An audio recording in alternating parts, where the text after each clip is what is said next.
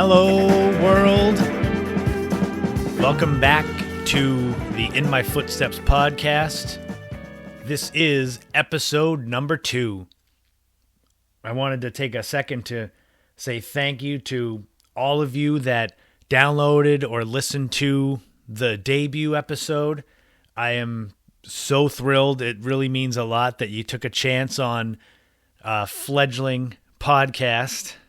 However you got here, you can find my podcast anywhere.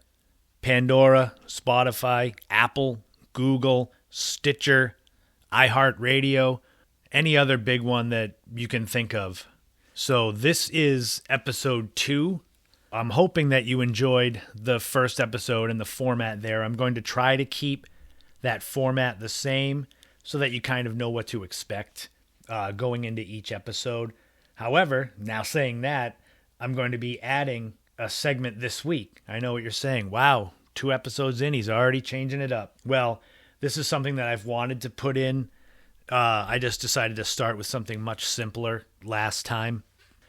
So this podcast is a lot of history in it, from the retro to kind of tracing back some of the history of Cape Cod, New England, and beyond. I figured what better way than to add a segment called This Week in History. It's going to be a little bit different. We're going to have 4 segments in it. One will be local.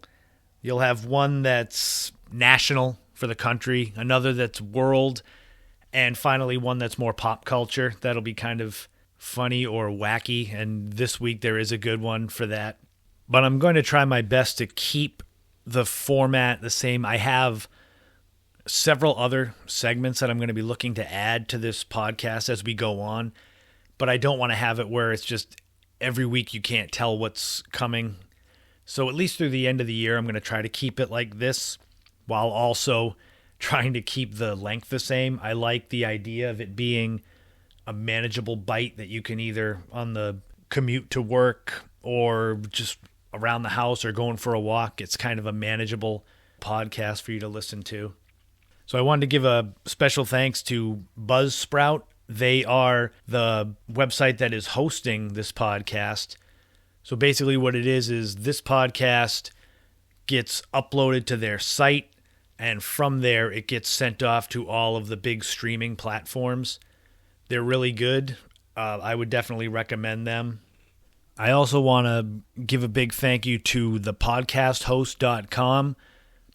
Before I got started with this, it was about 2 months ago or a little more that I had the idea to maybe do a podcast and put a lot of things that I'm passionate about on the air and share with whoever is interested in them as well. But honestly, I had no idea about how to even start a podcast. And that was kind of how the search got started. I typed in, how do I start a podcast? And podcasthost.com, I went to their site. They had everything I could possibly imagine, from the Samson Q2U microphone that I'm using right now to the Audacity software that I'm also using right now, to just general tips about who to speak to, what the content should be, little things like that I would have no idea of. So I wanted to give them a shout out and just say thank you. It's really been helping me out, and hopefully this podcast will continue to grow, and then I can thank them more. So moving on, in addition to the This Week in History segment of the podcast, we're going to be traveling back in time to discover Cape Cod's own Atlantis, which is one of my favorite stories about the Cape, and it's actually something that really sparked my interest in Cape Cod history. We'll also be making a rad mixtape, as long as the DJs don't talk over the music. And we'll be taking a trip to one of the crown jewel towns in New England with a great walk and some great mansions. There's a tease. So thanks for joining me for In My Footsteps episode 2, and let's take a walk.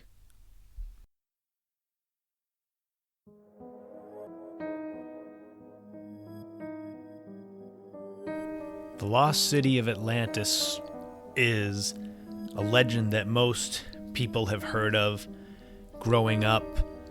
It was a fictional utopian society, first mentioned by Greek philosopher Plato more than 2,300 years ago. It was seen as technologically advanced, this great society that Plato used in his teachings about imperialism and things of that nature. And one day it just disappeared. Atlantis may have been fictional, but there is actually a real Atlantis, you could say, on Cape Cod, and that was a spot known as Billingsgate Island, and that is referred to often as Cape Cod's Atlantis.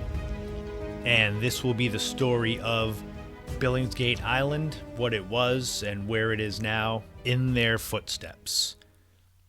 Today, Billingsgate is a shoal.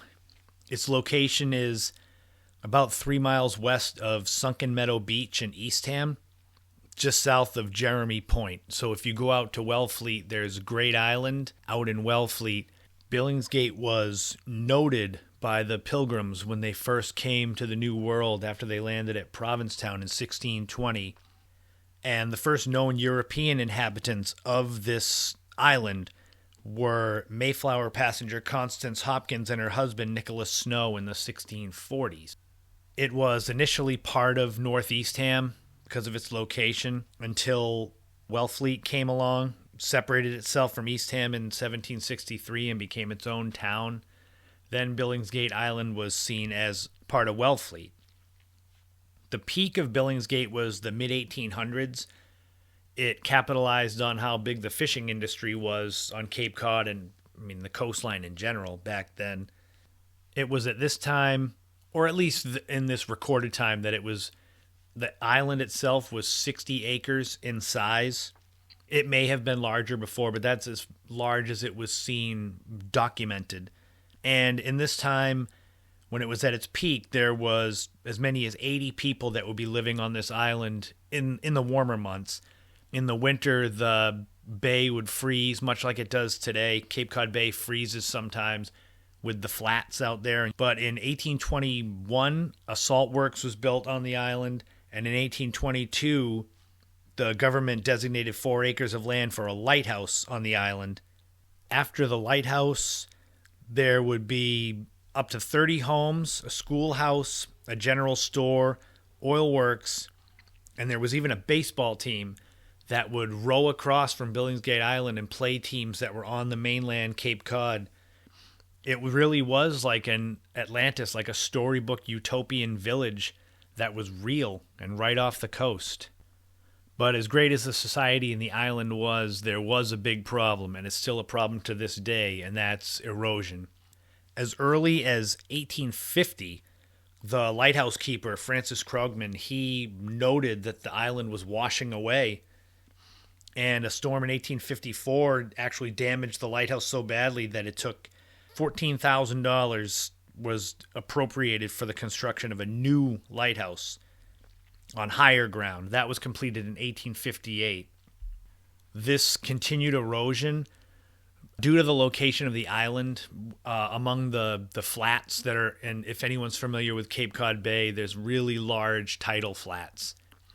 And essentially, the erosion of Billingsgate Island, the sand would wash away, but it wouldn't just vanish. It created dangerous shoals in and around the island. Several ships ran aground there. There was one, the S&E Corson from Philadelphia. It sunk in 1879 with its cargo of coal. So word got out about the island washing away, and a 1,000-foot seawall and bulkhead was constructed to try to buy some time. Unfortunately, these seawalls, jetties, bulkheads, they can have the opposite effect. You can see some of that on the Cape and on shorelines today, where they protect the area right in front of where they're constructed, but the areas surrounding kind of get depleted of their sand. Basically what happened was they created this bulkhead to try to save the island, and it ended up chipping away at other areas of the island. So the writing was on the wall around the turn of the 20th century. The fishing industry started to slow down, so fishermen and their families would start leaving Billingsgate Island. They would float their homes across the bay And some of these homes actually still stand in Wellfleet. Ironically, even though the regular residents of the island were leaving, one last man, Dr. Maurice Richardson of Boston, in 1897, he bought 2 large plots of land on the island and built a summer home there. That did not last very long because the erosion, it couldn't be stopped. They built another breakwater in 1905. That didn't do anything to help. The Billingsgate Lighthouse collapsed the day after Christmas in 1915. There was still a little bit of the island left, so they put a little skeleton tower up there. Right after that, later in 1915, the home of Dr. Richardson that he had built was taken down. There was one last lighthouse keeper, Henry Daniels. He spent 3 nearly uninterrupted years out on the island, 1917 to 1920. He was a lighthouse keeper, but he was also guarding the oyster beds because shellfishing was still big out there, and people would go out there on day trips to do shellfishing. By the early 1920s, the island that had been 60 acres was now barely 5 acres, and the erosion just never stopped. The skeleton tower that they had used for a lighthouse fell into the ocean in December 1932. It was replaced by a lighted bell buoy, and the breakwater, the second one that they had built that didn't work, that was dismantled. They brought that over to Wellfleet Harbor to use that for some repair work. And in 1942, erosion finally got its way, and Billingsgate Island was officially submerged for the first time ever. And it ended its time as an island, and it created its new life as Billingsgate Shoal, which still exists to this day.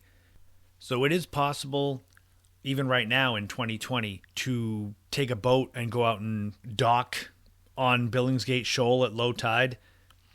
And people go out there, they'll do, shellfishing, but they'll also go for picnics. It's also, so even though the lighthouse got taken down or collapsed, it is possible if you go out there for a scavenger hunt to possibly find a brick from the lighthouse. And I'll admit that's one of my big last things that I want to do on Cape Cod. I've seen pretty much everything you can see on Cape Cod. That's why I'm doing this podcast, because I like to share these little hidden gems. But finding a brick from Billingsgate Island's lighthouse is a big, big selling point for me. The only problem is that it's 3 miles off the coast of Eastham. So that's the story of Billingsgate Island. There's plenty more you can look up. I have an article about it at my blog, christophersetterland.blogspot.com. That has a little more detail and some photos of the island and the lighthouse. But that is Cape Cod's Atlantis, one of those places that you wouldn't think actually existed, but it did. So before we go on, just a little sidetrack. Did you know that there's 114 miles of bike trails on Cape Cod alone? And there's hundreds and hundreds of more miles of bike trails throughout Massachusetts and the rest of New England. So for those of you that enjoy being outdoors and enjoy bike trails, you need a bike. If you've got one, if you don't have one, if you want to rent one, buy one, there's one place that you really have to check out. That's Barb's Bike Shop at 430 Route 134, South Dennis. They've been open since 1989 with high service, high quality. They've got all kinds of bikes, road bikes, hybrid bikes, street bikes. They got the fat tire bikes that you can go on the beach with. They've even got electric bikes. They got sales, rentals, repairs. They do tune-ups. They've even got an air pump you can pull up and pump up your tires. So if you're looking for great service, great quality of bikes, check out a place that's been open for over 30 years. Barb's Bike Shop, Route 134, South Dennis. Call them at 508-760-4723. Visit their website at barbsbikeshop.com, and you'll be pleasantly surprised. A little spot out of the way, but they've had high quality for a long time. So go and check them out. Barb's Bike Shop. Make sure to say hi to Mike when you're in there, and mention that the In My Footsteps podcast directed you towards their business. I'm sure that will make his day. Barb's Bike Shop. Go check them out.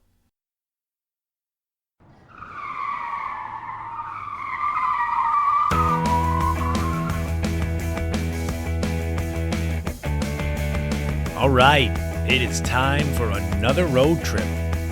So after last time, we went out to the Berkshires in western Massachusetts and visited the charming little mountain town of Stockbridge, Massachusetts.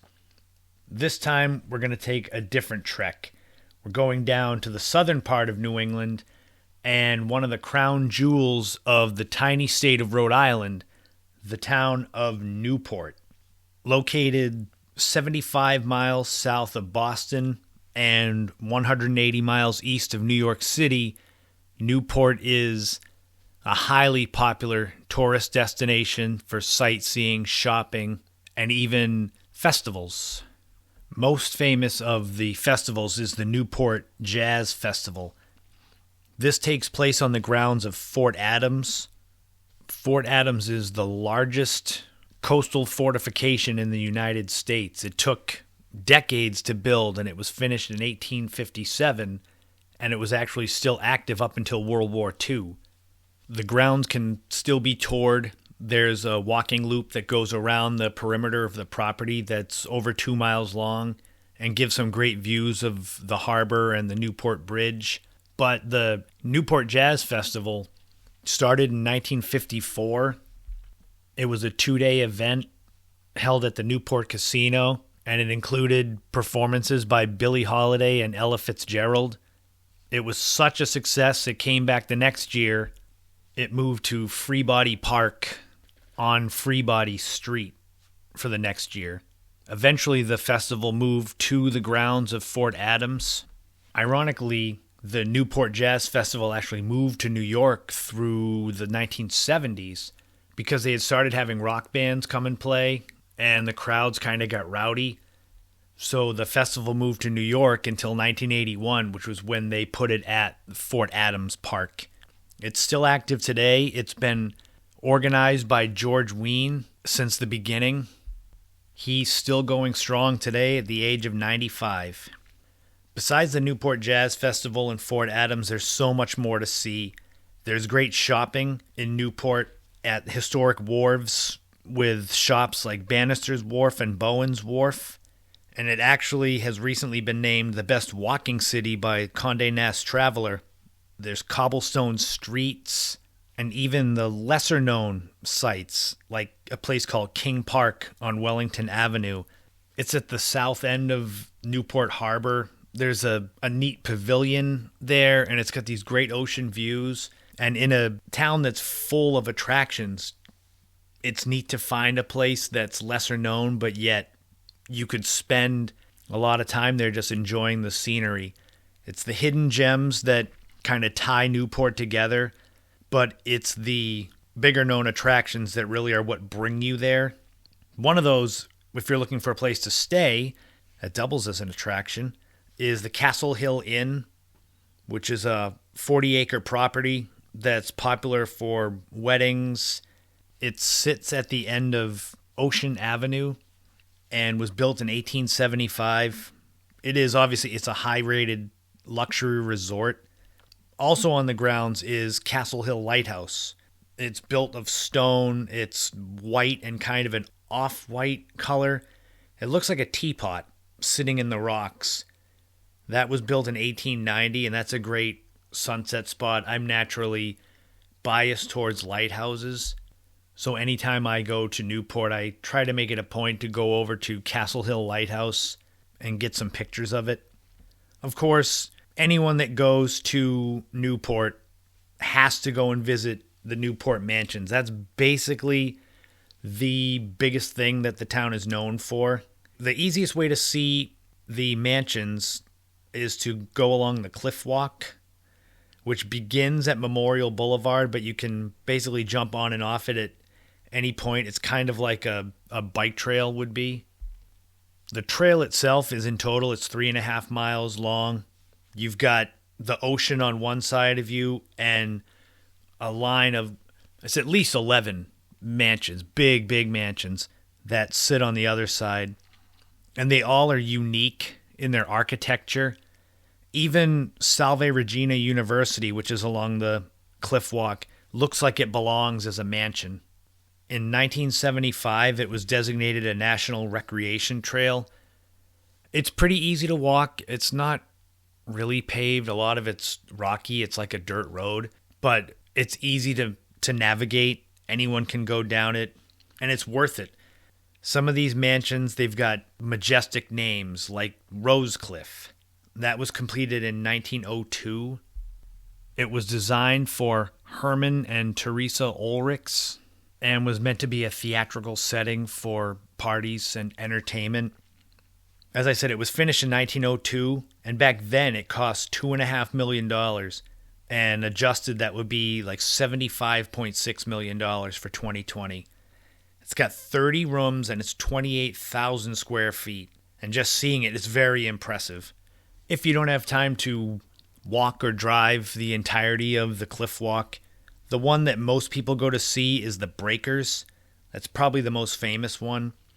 It was built for Cornelius Vanderbilt II in 1895. It cost $7 million back then to build, so it's the equivalent of $217 million today. The Vanderbilt family was one of the most powerful and rich in the country in the 19th century. Their fortune was incredible. Cornelius Vanderbilt I, also known as the Commodore, when he died in 1877, his fortune was valued at $95 million. That would be about $2.3 billion today. And most of that was left to Cornelius Vanderbilt II, which kind of explains how he could afford to build a 70-room mansion that's valued at $217 million today. Besides the mansions and the shopping, the outdoor recreation is great. There's plenty of beaches. You can go biking along Ocean Avenue, and there's Brenton Point State Park, which is a neat place to go. There's actually an old broken down mansion in there called the Bells. It's a story that's going to be shared on a future podcast because it takes too long to do, and I want to keep these road trip ones kind of focused as best I can. It's so close by and it's so well known, but Newport, Rhode Island always lives up to the hype and the praise that it gets. If you like shopping, mansions, cycling, lighthouses, luxury resorts, all of that stuff, I highly recommend it. You don't have to go and stay overnight. I mean, that helps. But it's an easy day trip from almost anywhere in New England and beyond, New York, New Jersey. It's a few hours. So definitely check out Newport. DiscoverNewport.org is a great website to kind of sum up all the attractions and stuff that I might have missed while trying to keep this at a manageable clip. There's also cityofnewport.com. And if any of you go and check out Newport, definitely let me know what you thought of it if you've never been. It's worth it. First time, second time, 100th time, just go check it out. See you next time for another road trip on In My Footsteps. So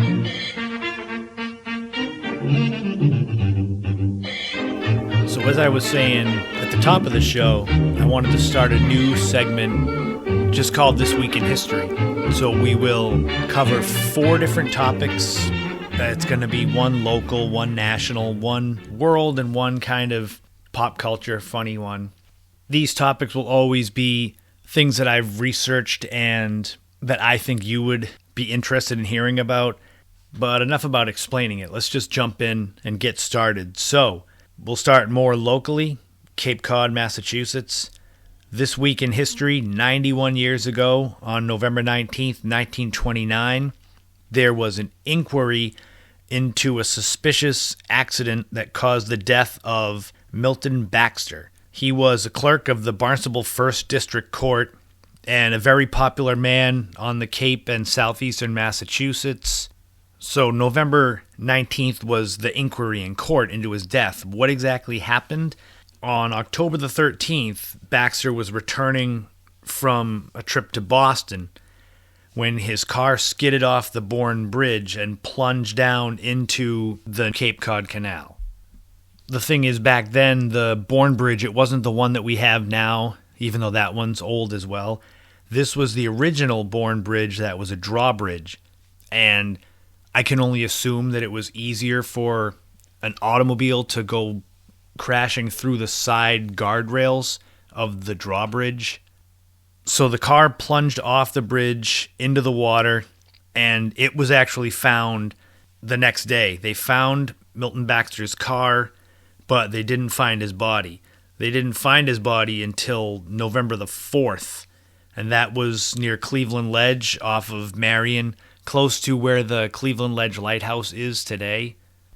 Basically, after they found his body and the automobile, there was immediately suspicion as to what happened because the weather, I guess, was fine, so they weren't sure if there had been any foul play. So there was a long inquiry into his death with 6 witnesses called, including the people that found his body and the people that found his car off the side of the bridge. Baxter was only 38 years old, so it was kind of confusing as to why his car would just suddenly skid off a bridge. They weren't sure if there was suicide, foul play, just an accident. After about a month, on December the 14th, 1929, the court found that there was no foul play. It was just an accident.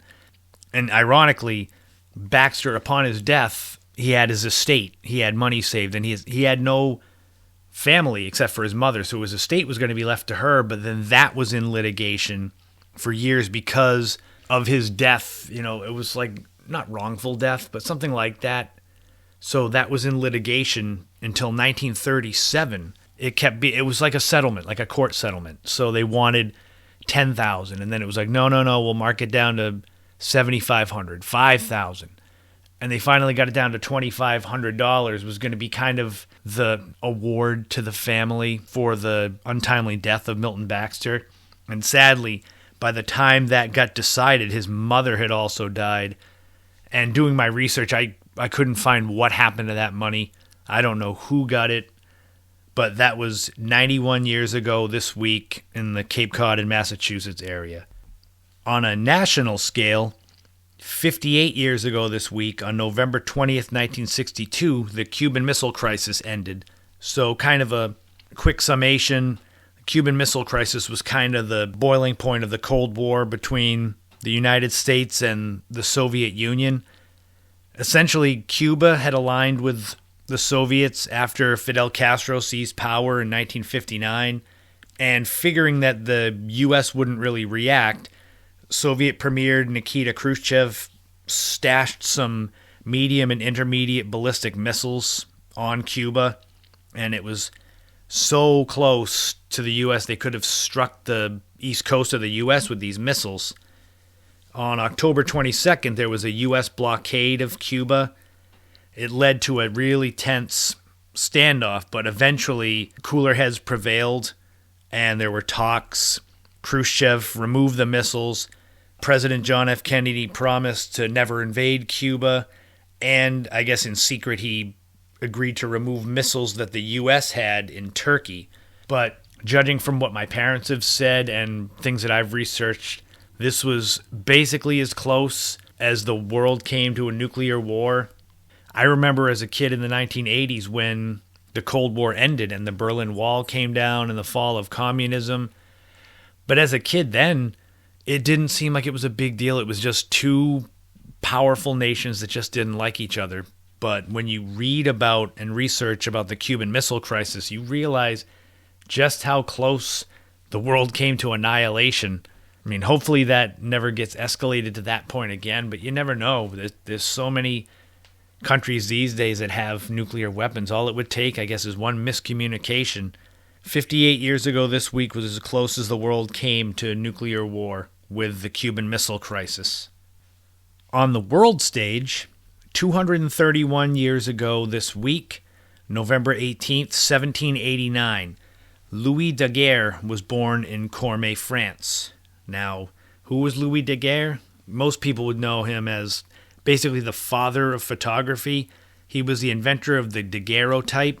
It was the first permanent photograph process. He invented it in 1834. It was unveiled to the world in 1839. Essentially, it was a way to capture an image on a silver-coated copper plate. It was very fragile. It was essentially, instead of having photo paper, you had these copper plates that had the image on it. So they were fragile. I don't know how many exist to this day, but you would think they would be something that could be dropped and cracked pretty easily. The daguerreotype was an advancement of the camera obscura, which was popularized by Leonardo da Vinci in 1502. Camera obscura, it's a box. It had a small hole on one side that would let light in, and it would project an image, say onto a wall, project an image that was inverted and reversed. So Daguerre just continued the process and advanced that. The daguerreotype was only really popular for 20 years. In 1860, it was all but forgotten about when more permanent photographic processes were coming along. That's when, especially for those that are familiar with it, the Civil War photography and the 1850s and 60s was when photography really took off. To end on a lighter note, this week in history and pop culture, 82 years ago this week, on November 16th, 1938, lysergic acid diethylamide, also known as LSD or acid, was invented by Swiss chemist Albert Hofmann. He was looking for compounds he could make with lysergic acid and kind of stumbled upon this hallucinogenic drug. It was named LSD-25 because it was his 25th attempt at creating different compounds from the acid. LSD became quite popular, especially in the 1960s in Southern California, as an hallucinogenic drug that alters your thoughts and feelings. It became the backbone of the psychedelic music scene of Southern California. Bands like the Grateful Dead, Jefferson Airplane, Big Brother and the Holding Company, they all were kind of creating music off the backs of LSD use. Even bands like the Beatles, the Rolling Stones, Pink Floyd, they all used LSD as well. So Hoffman had discovered the LSD in 1938, but he sat it aside for 5 years. And when he came back to it in 1943 and was messing around with it, he accidentally ingested a little bit of it, and that's where he discovered the psychedelic properties of it. He described it as being pleasantly intoxicated, like a dreamlike state, with an extremely stimulated imagination. He said it lasted about 2 hours and then slowly faded away. But yes, the very first acid trip took place in 1943, and on this week in history, 82 years ago, LSD was discovered, synthesized by Swiss chemist Albert Hofmann. And that was a look at the local, national, world, and a little bit of the weird and wacky week in history. Which one was your favorite? I like the LSD one. For me, growing up on Cape Cod and knowing the Bourne Bridge and that the Milton Baxter one, although it's sad, it's interesting to think about. So I'm hoping to keep this as a part of the podcast going forward. Like I said at the top, I also want to keep this as a manageable length, kind of a nice full plate but not overflowing. So we'll see how that goes. Hopefully you enjoyed this first look this week in history.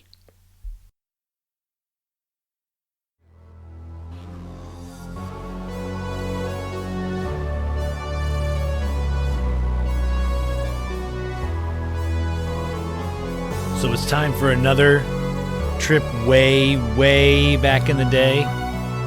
After last week and talking about the Nintendo, another thing popped into my head that I thought folks of my age and my generation would remember and appreciate. So today with music, there's streaming, and we got Spotify and Pandora. Shout out to anyone who's listening to this podcast on either of those formats. I really appreciate it. However, not that long ago, before streaming, we still have MP3s and MP4s and those type things. But even the old iPod, the little shuffle that looked like a stick of gum, even that is now passé compared to streaming. But you go back a generation before that and you had mixed CDs that you would make for friends. But if you want to go back way, way back in the day, you got to think about mixtapes. So for a little history lesson, the first real audio cassettes that were used for recording, they were released in the mid-1960s. In fact, in 1964 was when the first home stereo and stereo recorders that had cassette technology were widely available in the U.S. The invention of the Walkman by Sony really made the cassette take off in popularity when it came out in 1979. And even though the compact disc became publicly available in the early 80s, it was the cassette that dominated the generation of the 80s. You had brands like Maxell and Memorex, Scotch, BASF. For anyone out there that remembers, they had the little labels. You could write your own label on it. Mixtapes were something you made either for yourself or you could make them for friends. If you had someone you were interested in at school, you might make them a mixtape that had songs that kind of explained how you felt without having to say it. It was neat, though. I remember having the double cassette recorder. I don't know if anyone remembers that, where you could actually make tapes from other tapes. You had to time it perfectly because it wasn't like a CD where you could press the button and go to track 4 and just start. This was a masterclass in science of having to pause it at the right time. The only thing that was worse than that was when you were trying to record songs off the radio. What I would do sometimes, pick a station from back in the day, maybe Cape 104 for those that grew up on Cape Cod, and you put a blank tape in there and you just hit record and let it go. And then when it was full, if it was an hour of blank tape on each side, you go through and fast forward and you would find songs that you liked, and then you would transfer those to other tapes, another blank tape that would kind of become the mixtape. Of course, all of us that grew up in that era remember the big problem with making mixtapes. Well, one of the big problems was that if you requested a song on the radio or if you found a song you were interested in recording, the problem was the DJ on the radio, and they still do it today. They love to talk over the music until the words actually start. And that was terrible if you were trying to make yourself a mixtape and the song had, a 15, 20-second intro, but you got a DJ talking about upcoming songs and weather and all this stuff, and so you had to time it so you'd have the song, but it would just start with the words. And I know I had plenty of those that were just, here's a song, but it doesn't have the whole thing. Or you'd even have where a song would be ready to end and it would just seamlessly flow into the next song, or it would have the bumper for the station. So you'd have a song ending and fading out, and all of a sudden this loud noise would come up. All right, here's the next station and the next song. Yeah, making mixtapes was a blast. It was fun to kind of put your own spin on the music. It's no different than the playlists that you do today with Spotify and Pandora, except back then it took a lot longer to complete your playlist. I think if I looked in my mom's basement, I would probably be able to find some of my mixtapes that go back about 30 years. I don't know if they would still work if I played them. The tape would probably shred. And speaking of shredding tape, I'm sure everyone that had cassettes back in the day, they can remember the tape getting wrapped up. And when you would take it out, you would either have to, if you snapped the tape, then it was over. But you had to grab a pencil and put it in the little teeth there and spin the tape back in to make sure it played. They were surprisingly durable cassettes. I've got CDs that are 30 years old that have any of you out there had the CDs with the CD rot? It looks like someone has scraped some of the shine off of them. I actually have a couple of CDs that I also have the cassettes of, and I bet the cassettes sound better, 25, 30 years later than the CDs do, which is ironic. It's sort of the same thing with how vinyl has made such a big comeback. So blank audio cassettes were the best way to record and share music with people. And CDs started catching on in the late 80s. Like I was saying, I think it was 1991 when I started actually buying CDs. But I think I kept kind of the mix was even between CDs and cassettes up until probably 93 or 94, because cassettes were cheaper. Especially if you wanted just one song, you get the singles, and then you use those to make your mixtape too. By 2001, CDs had officially passed cassettes by, and they started to fade away, and CDs took over for the next few years, even though they had already had a big share of the market for, about a decade.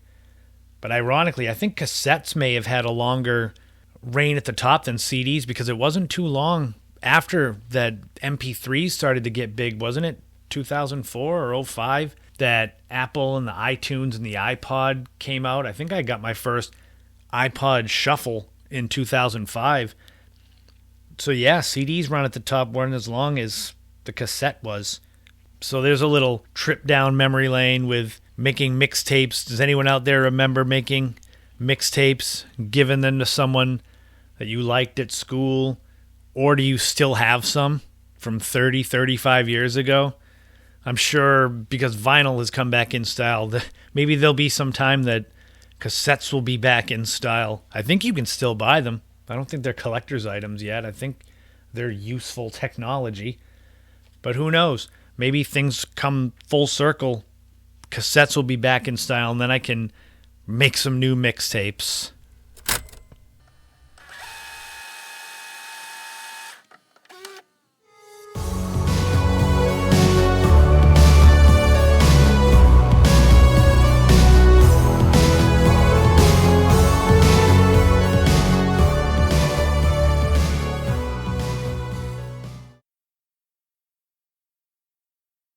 That's about all the time we've got this week on the In My Footsteps podcast.